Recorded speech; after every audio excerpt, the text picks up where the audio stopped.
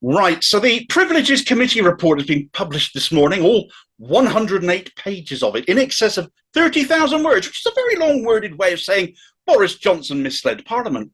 Is the Pope a Catholic? You might well be thinking of hearing such news, but boy, did he mislead Parliament. My God, this report is insane. If you have the time to go through it, as I spent this morning doing, please do so. But in case you don't, well, that's what I'm for, isn't it? The report was commissioned last April, of course, to see if Boris Johnson deliberately misled Parliament, and that was indeed their unanimous finding. All 7 members of the committee agreed, and bear in mind 4 of them are Tories themselves, but it wasn't their only finding. Through the course of the investigation, the committee established as fact that Johnson was fully aware of COVID rules and guidance, as should have been obvious, despite his denials. He was the Prime Minister. He allegedly wrote the guidance, did he not? Those who assisted in that task would have required his final sign-off, of course. His pleas that he believed he was not in breach was clearly a lie, and the committee decided as such. Not only was he aware of the rules and regulations he himself had put into law, however, but he was also just as aware of breaches of that guidance where they had occurred in number 10. So his denials of events he attended or did not attend, he knew about regardless, and was aware that they were breaking the rules. On to the main concern of this investigation, however, did he mislead the House over this? And the committee found that he did, on no less than 5 separate points. He misled the House when he claimed guidance was followed at all times at number 10, that events held at number 10 were within the rules, and that the rules had been followed at all times and at all gatherings. That was the first one. He misled the House again when he denied personal knowledge of these gatherings. He did so again when stating he relied on repeated assurances that the rules were being followed at gatherings in number 10, when the assurances were not conveyed to the House properly as either appropriately cited, nor were they in any way could they be regarded as authoritative. And how could it be when the buck of authority ultimately stopped with Boris Johnson? He misled the House a 4th time when he gave the impression the investigation by Sue Gray needed to be completed before he could answer questions of his own personal knowledge. And finally, he misled the House a 5th time when he came back to correct the record after all of his lying had come out, only to continue to not do that and continue to deny knowledge and lie about it.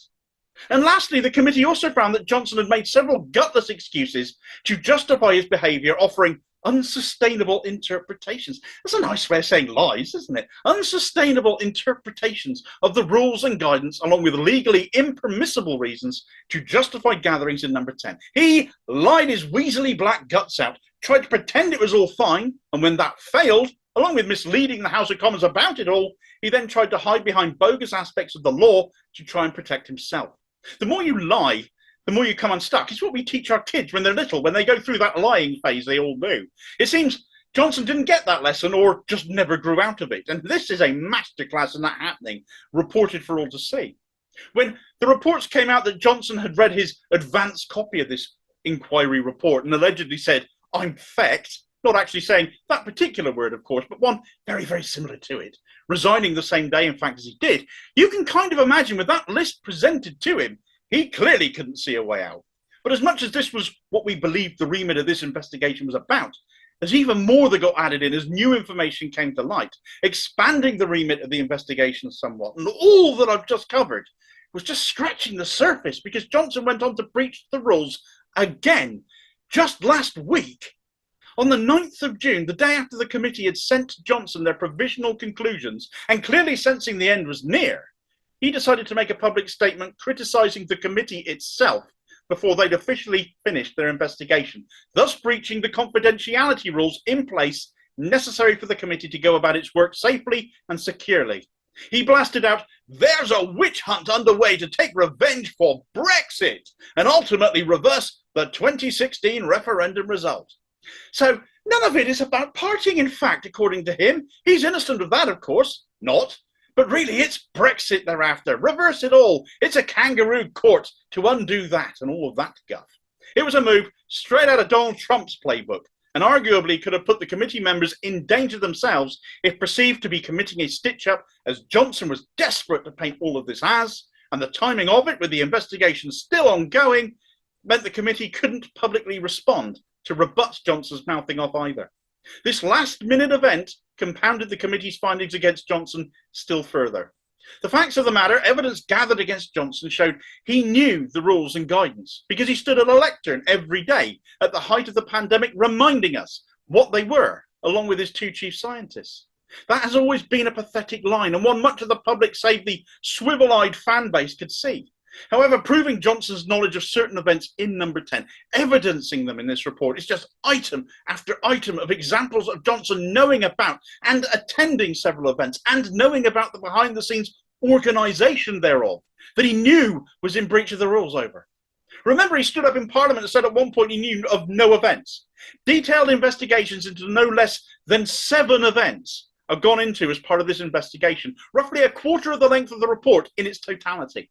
Damning Johnson over his birthday, the garden party, other alleged work gatherings also. Johnson having personal knowledge of each and every one of them.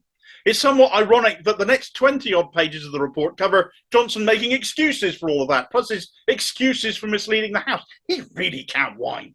He continued throughout all of this to deny knowledge, deny knowingly misleading the House, denied any occurrence to him that partying might have been against his own rules. But then a whole new section had to be added to this report based on Johnson's resignation last week and his pathetic tin-eared statement of the other day, 9th of June, where the committee itself came under his attack, criticising the fairness of the inquiry and the integrity, honesty and honour of the members of it. Bearing in mind 4 were fellow Tories getting chucked under the bus by him to save his sorry ass. And it's just a bit too rich for such allegations against other MPs, coming from a man for whom those qualities have always been absolutely absent. And it has amounted to a further charge of serious contempt. Mark those words, serious contempt, committed by Johnson. But ultimately what matters most is what the committee decided, their final conclusions, and what punishment they recommended. And bear in mind, when I spoke about this in a video the other day, I made mention of the fact the Privileges Committee were unlikely to recommend more than a 10-day suspension when all of this kicked off, because that would then trigger grounds for a recall petition. Pretty severe sanction, that. Johnson's subsequent sudden resignation gave me the impression that actually that 10 days was being recommended. But here's the conclusion of the committee as to whether Johnson committed contempt and their recommendation in their words. They said, "We have concluded above that in deliberately misleading the House, Mr. Johnson committed a serious contempt. The contempt was all the more serious because it was committed by the Prime Minister, the most senior member of government. There is no precedent for a Prime Minister having been found to have deliberately misled the House. He misled the House on an issue of the greatest importance to the House and to the public, and did so repeatedly. He declined our invitation to reconsider his assertions that what he said to the House was truthful. His defence to the allegation that he misled was an ex post facto justification and no more than artifice. He misled the committee on the presentation of his evidence. Having taken into account the factors set out above, we considered what sanction would be most appropriate in this case. We unanimously concluded that the minimum sanction we should recommend to the House should be suspension from the service of the House sufficient to engage the provision of the Recall of MPs Act." It's a damning statement of summation, though not the end of the report, I have to say, saying basically they were going to recommend at least that 10-day suspension, which had been looking more and more likely. But then, of course, Johnson resigned.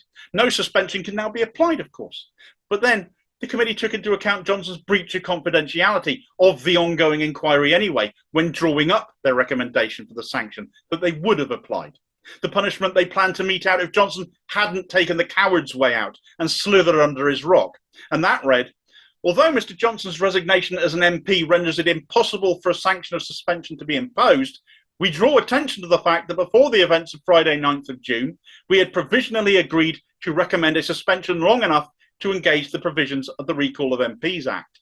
In light of Mr. Johnson's further contempts, we put on record that if he had not resigned his seat, we would have recommended that he be suspended from the service of the House for 90 days for repeated contempts and for seeking to undermine the parliamentary process by deliberately misleading the House, deliberately misleading the committee, breaching confidence, impugning the committee and thereby undermining the democratic process of the House of Commons, and being complicit in the campaign of abuse and attempted intimidation of the committee. In view of the fact Mr. Johnson is no longer a member, we recommend that he should not be granted a former member's pass." The last bit tickled me somewhat, banning him from Parliament after he flounced out effectively. From a maybe 10-day suspension to getting 90, though, is nuts. Now, what we have to understand here is that as much as people want to see Johnson locked up for what he did, and I completely agree with that, That isn't the remit of this committee. The COVID inquiry carries more weight as far as legality goes, and that'll rumble on until 2026. The fact is, as this committee outlined, though, this is uncharted territory. Never before has a Prime Minister treated parliamentary process, the law, and the public they purport to represent with such disdain and disregard, to lie with impunity, to mislead. But it's Boris Johnson, and it's what he's always done.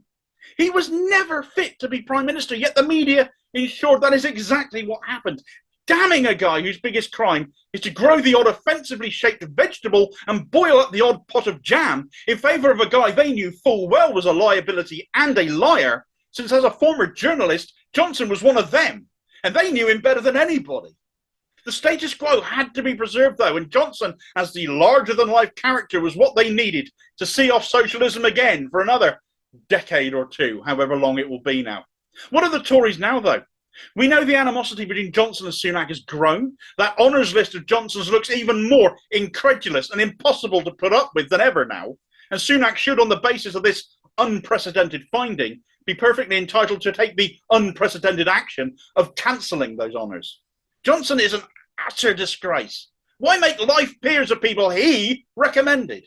People who, upon accepting such an honour from Johnson of all people, can hardly be considered any more suitable than Johnson himself.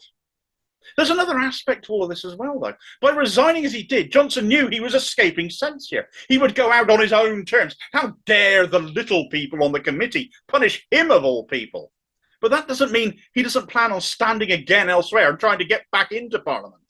I discussed the other day how Nadine Dorries had announced her resignation on the same day as Johnson.